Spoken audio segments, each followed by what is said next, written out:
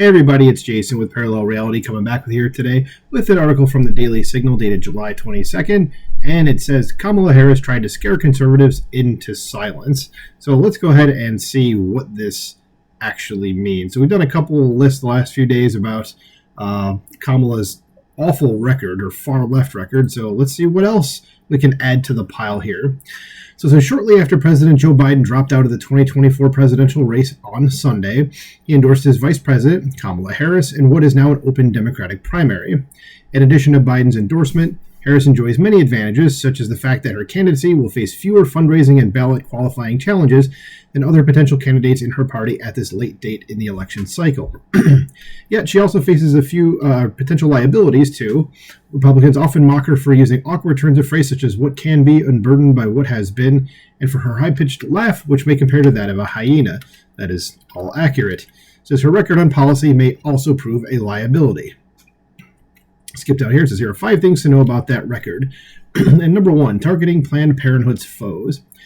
Harris has cultivated a bubbly exterior as vice president, but before she followed Biden into the White House, she developed a record for being tough on crime and weaponizing the law to silence her political opponents.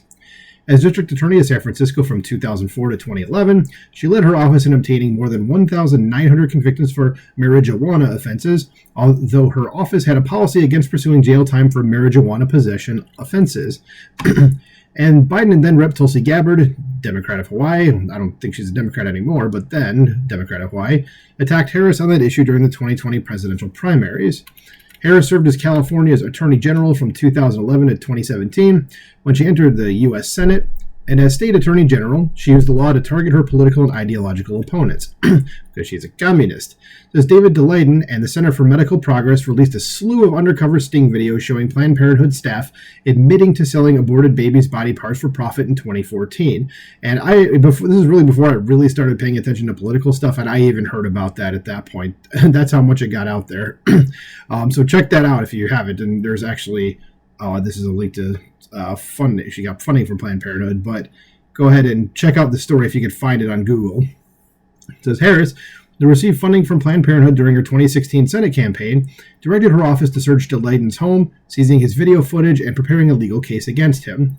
Her successor is California Attorney General Xavier Becerra, who is now Secretary of Health and Human Services and is not qualified for that, says filed 15 felony charges against DeLayden and his center in 2017.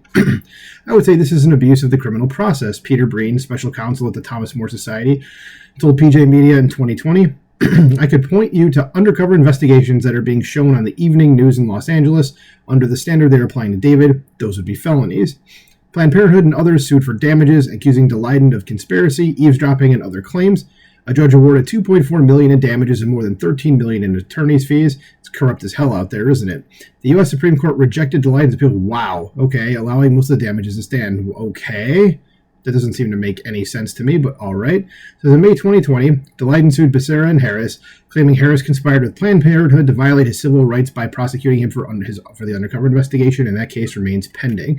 Yeah, I'd say that's kind of more the appropriate lawsuit for what should happen here, because I think she absolutely did violate his rights, and so did Becerra. Let's just keep going. So let's go to number 2. It says targeting conservatives. Harris also targeted the conservative groups Americans for Prosperity and American Freedom Law Center. Her office demanded that those groups turn over their IRS Schedule B tax forms, which include donor information. Both groups refused to hand over the forms, citing concerns for donor anonymity. Yeah, the whole reason is probably to find out who the people were donating them and then go after those people, so good job not doing that. It says, meanwhile, activists on the left had created a video game involving a shooter massacring staff at Americans for Prosperity headquarters, and that's certainly a death threat, but I'm sure nothing was done about it. Victor Bernson, then the group's vice president and general counsel, claimed Harris wanted the information to directly harass and intimidate our donors, maybe bring audits against them, maybe deny them permits that they're seeking, and even inspire protests at their homes. Yes, I'm 100% sure that's why it happened, or why they were asking for it. Harris's office threatened to suspend their nonprofit registrations and fine their leaders, and the Supreme Court ultimately upheld their rights to protect donor anonymity in a 2021 ruling. It shouldn't even needed to go that far, so she's basically using her office to strong-arm people, is what this is telling me, not like they actually did something wrong. So it says Harris also joined an effort called AGs United for Clean Power, led by then New York Attorney General Eric Schneiderman in 2016.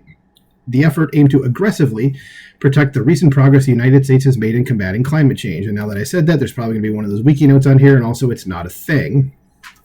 In announcing the effort, Schneiderman noted that his office was investigating whether ExxonMobil broke the law by misleading the public on climate change. The coalition appears to have largely collapsed a year later after Virgin Islands Attorney General Claude Walker withdrew subpoenas he had issued against the conservative group, the Competitive Enterprise Institute. Harris later claimed to have sued ExxonMobil, but she did not do so. Yet another lie you can add to her pile. It was rather Schneiderman's successor as New York Attorney General, Barbara Underwood, sued ExxonMobil in 2018. And the next section here says, as I clean my glasses really quick, says demonizing conservatives in the Senate. It says Harris entered the U.S. Senate in 2017, and she served on the Senate Judiciary Committee. She aggressively questioned former President Donald Trump's nominees on issues arguably unrelated to their official positions. And have I said she's stupid as well? I mean, I know people say but she was a lawyer. Yes, there are a lot of stupid lawyers out there. Says she repeatedly pressed Trump nominees over their membership in the Knights of Columbus, a Catholic fraternal organization that upholds the Catholic Church's position against abortion. She pressed judicial nominees Peter Phipps, Paul Mady, and Brian Boucher, all of whom were ultimately confirmed by the Senate, on whether they knew that the Knights of Columbus opposed a women's right to choose when you join the organization. And I know nothing about that organization. I've heard of them, but I don't know anything actually about them. It says, Harris joined her colleagues in pressing Allison Rushing, another Trump judicial nominee, about her participation in events with Alliance Defending Freedom, a conservative Christian legal organization. Her colleagues cited a discredited Southern Poverty Law Center, now you know you're starting off on the wrong foot here with them, accusation that the ADF is an anti-LGBTQ hate group. She did not cite the SPLC's attack on ADF, but she did condemn ADF for opposing same-sex marriage and for supporting bathroom bills on transgender issues. So basically, she doesn't like them because they're Christians that are being Christian, okay? Sounds bigoted to me. And also the SPLC, if you've never heard of them before, they're an absolute waste of an organization. They're far left, and just basically any conservative organization, they always basically are like, yeah, they're the Klan, even though the Klan were Democrats, but whatever.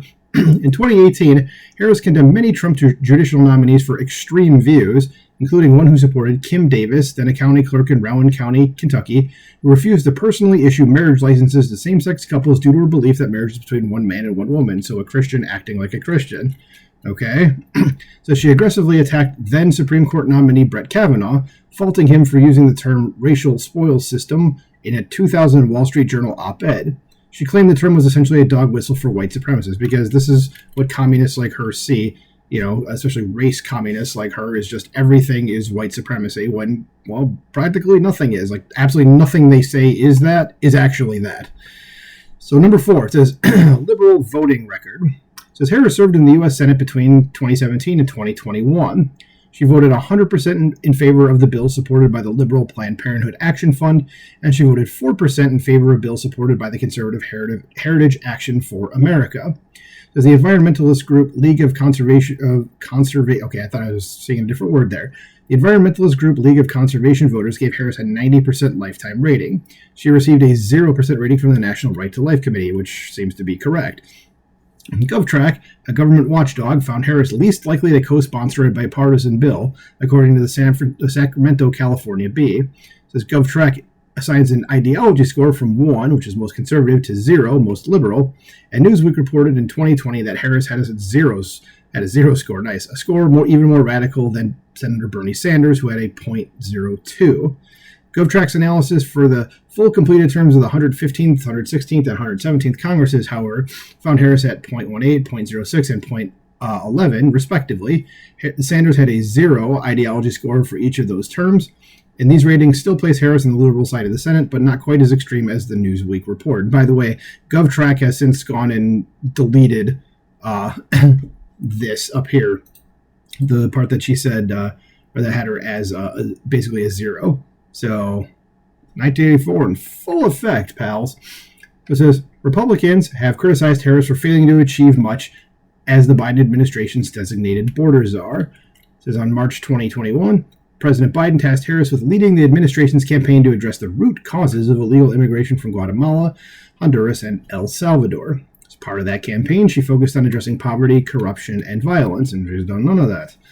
Under Biden, millions of illegal aliens have crossed into the United States without leaving. The current administration's policies have enabled criminals and even people on the terrorist watch list to enter the country. According to the White House, Harris has made progress in getting companies to pledge investments in Central American countries. Yes, because that's where our money needs to go, not to America. As the White House announced in March that a public-private partnership the vice president led generated more than $5.2 billion in private sector commitments in Guatemala, El Salvador, and Honduras. That money might theoretically encourage fewer Central Americans to surge the U.S.-Mexico border, but it will not secure it, nor address the illegal aliens coming here from other countries throughout the world. Furthermore, Harris has carried water for illegal immigrants, suggesting an unwillingness to apply the law and secure the border. In 2012, the then Attorney General of California submitted a brief supporting illegal immigrant Sergio Garcia, arguing that he should be admitted to the California State Bar, despite the bar's rules disqualifying anyone who committed a criminal act. While Garcia was eventually admitted, so breaking the law, it required a new law to explicitly make him eligible. Harris's brief twisted the law before the legislature changes to help Garcia. Everything to help bad people, right, Kamala? In her first speech on the Senate floor in 2017, Harris declared an undocumented immigrant is not a criminal. It's because they're not undocumented. It's illegal. Literally, their first act coming into the country is to commit a crime because they're not doing it the legal way. So, yes, literally every single one of them is a criminal. She said, because illegal immigration is a civil violation, not a crime. No, it's a crime. Okay, you're trying to twist the law again, and people see right through it. Yet entering the country illegally, there we go, has criminal penalties, and reentry without permission after deportation is a crime, as is working in the U.S. without legal residency. Overstaying a visa is a civil violation, not a criminal one.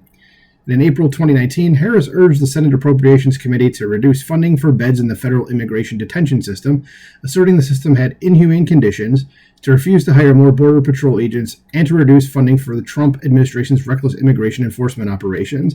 And what are they probably going to end up saying? Like kids in cages, which was Obama's thing? So that is the article. There's no real, seems like, conclusion to it or anything. It just kind of ends. So there you go. So just to, again, how she tried to scare conservatives into silence. There you go. That's the article. Let me know what you think about this in the comments below. Like, share, subscribe, and I'll talk to you soon. Bye.